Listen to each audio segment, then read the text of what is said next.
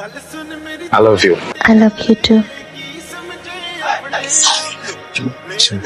High, কি অবস্থা তোমার? তানা তুমি ভুল বুঝতেছো। কালকে আমার বিয়ে, আমি তোমার জন্য এখানে কোন রকম সিন ক্রিয়েট চাইতেছি। তুমি এখন আমার বাসা থেকে যাবা।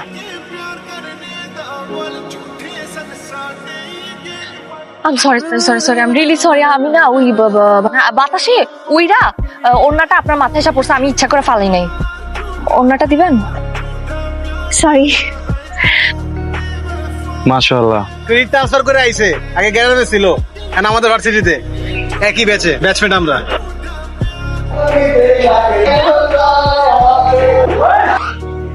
ইউ নাম কি তোমার? স্যার আমার নাম তানহা। তোমাকে তো আগে কখনো দেখিনি। স্যার আজকে আমার প্রথম। তানহা, হাই। হাই তানহা, একটা কথা ছিল তোমার সাথে। আপনার সাথে আমার কি কথা থাকতে পারে? ও বুঝতে পারছি আপনি কি কইতেছেন। আমার ফোন নাম্বার লাগবে, তাই তো? আচ্ছা, আমি আসছি আপনার কাছে একটা হেল্পের। কি হেল্প আবার আমার কাছে? কিছু না, আমি জায়গা। আল্লাহ বাঁচাইছে। আরে দাঁড়ান না, রাগ করতেই পারি। আপনি কি এই জন্য চলে যাবেন? আপনি একটু শুনবেন না? বলেন। আমি শুনলাম আপনি নাকি ফিজিক্স অনেক ভালো। আমি ফিজিক্সে ভালো, এটা আপনার কে বলছে? ওই আমাকে একটু হেল্প করেন না প্লিজ। আমি আপনার কাছে রিকোয়েস্ট করছি। ঠিক আছে করতেছি। সরি। হ্যাঁ,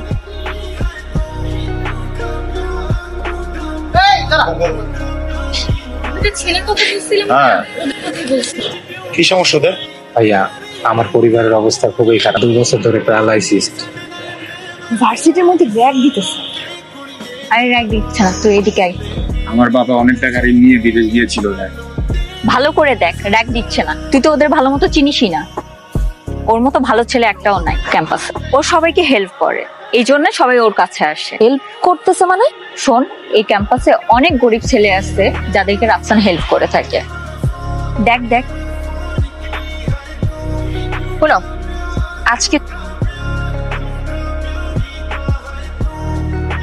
I love you.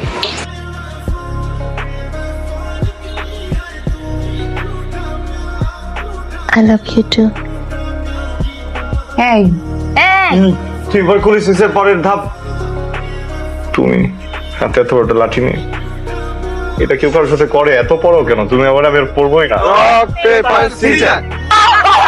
আফসারে just copy paste, এটাই তো দেয়া। আরে কোন প্রপোজ? আরে হাসতে হাসতে আমার পেট ব্যথা হয়ে যাবে ওরে দেখে। আচ্ছা ঠিক আছে, যা আয়, সহজ দেয়ার আছে, চল।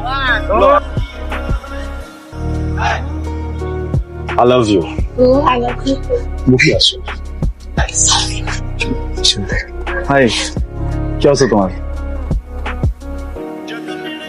তানা তুমি ভুল বুঝতেছো। দোস্ত, ব্যাপারটা কিন্তু খুব সিরিয়াস।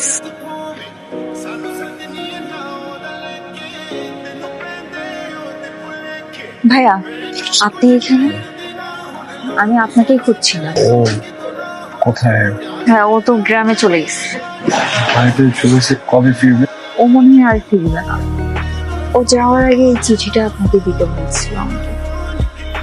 মনের অজান্তেই তোমাকে ভালোবেসে ফেলেছিলাম। কখনো জানতেও চাইনি তুমি কেমন, কিন্তু তুমি এমন একটা কাজ করবে আমি কল্পনাও করতে পারিনি। যাই হোক, আমি চলে যাচ্ছি আমার গ্রামের বাড়িতে। আর কখনো তোমার সাথে দেখা হবে বলে আমার মনে হয় না। তুমি ভালো থেকো। বাসা কথা তুমি জানো? ওর বাসা তো ওই তোমার কাজ কর। আর বাতিগুলি সুন্দর করে লাগা। ঠিক মতো লাগা। ওই তোমরা কারা? এদিকে আসো। তোমরা কারা? আমি রাকিব। জি, আমি রাফসান। আমি সুজন। সেটা তো বুঝলাম, কার কাছে আসছো? তানহাদের বাসাটা কোথায় একটু বলতে পারবেন? তানহা? এই গ্রামে তো তানহা 2টা। কোন তানহারে খুঁজতেছো? ও ঢাকাতে পড়ালেখা করতো, এখন গ্রামে চলে আসছে। আমার কথা আমার কথা। হ্যাঁ, চুপ কর। ওর ক্লাসমেটস। ও তানহার বন্ধু না? তো তানহা চলে আসছে। এই দেখ কারা আসছে, ঢাকা থেকে তোর বন্ধুরা আসছে।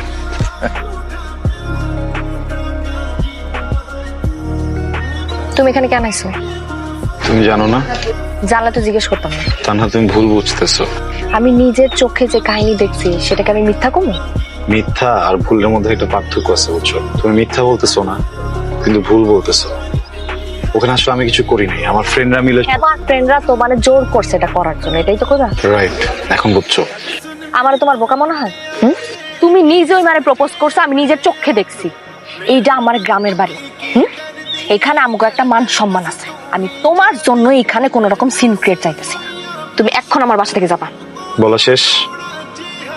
I love you. তোমার চাচা কি করবে? মারবে? আমি এখন তোমারে বলতেছি না আই লাভ ইউ, দরকার হলে তাদের সামনে যেয়ে বলবো আই লাভ ইউ। কিন্তু আমি তোমারে ভালোবাসি না। লাস্ট কথাটা একটু।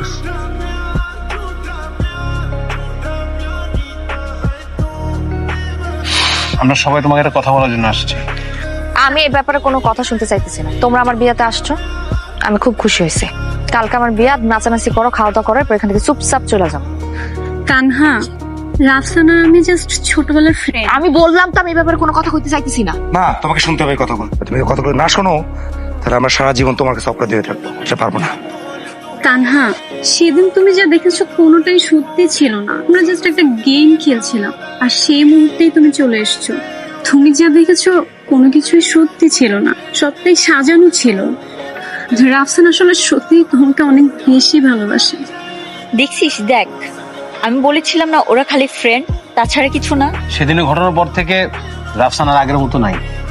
ও আমাদের সাথে ঠিক মতো কথা বলে না, সবসময় চুপচাপ থাকে। আরো তোমাকে ভালোবাসে, সত্যিকার ভালোবাসার জন্যই ঢাকার থেকে এত দূরে আসছি আমরা, তোমার জন্য। তানহা, তুমি জাস্ট একটাবার ভেবে দেখো আমরা কত কষ্ট করে সেই ঢাকা থেকে আসছি জাস্ট তোমার জন্য। এখন আর আমি কিছু করতে পারবো না। বিয়ে ঠিক হয়ে গেছে। আমি ওই দিন রাফসানের কাছে এই জন্য গেছিলাম যে আমি কইতে পারি যে আমার বিয়েটা ঠিক হয়ে গেছে।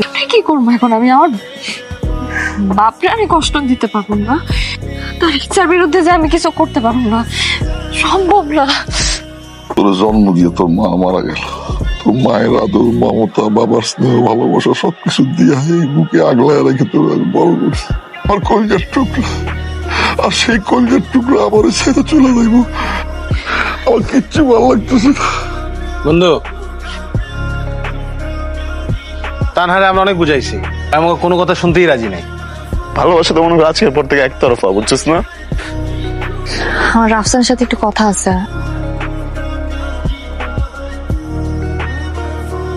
I love you, Rafsan. I know. আমি তোমাকে অনেক ভালোবাসি। আমার মা মারা গেছে, আমার বাবা আমারে বড় করছে, যা চাইছি যেমনে চাইছে সবসময় সেটাই দিছে আমারে। ওই মানুষটা আমি কষ্ট দিতে পারবো না। তুমি তোমার জীবন অনেক ভালো থাকবা, তুমি কখনোই স্বপ্নে কোনো কষ্ট পাবা না। রাফসান, তুমি এইখানে আপা কি হয়েছে? এখানে নিয়ে এলা কেন? আমি সব বুঝি, আমি পাশের থেকে তোকে সব কথা শুনছি। শোন, একাকিত্বের যে কষ্ট তোর মা মরে যাওয়ার পর থেকে আমি বুঝছি, আমি জানি। আমি চাই না সেই কষ্ট আমার মেয়ে পাক। যা, তুই তোর ভালোবাসার মানুষের কাছে চলে যা, আমি তোর বাবা বুঝছি। যাও না।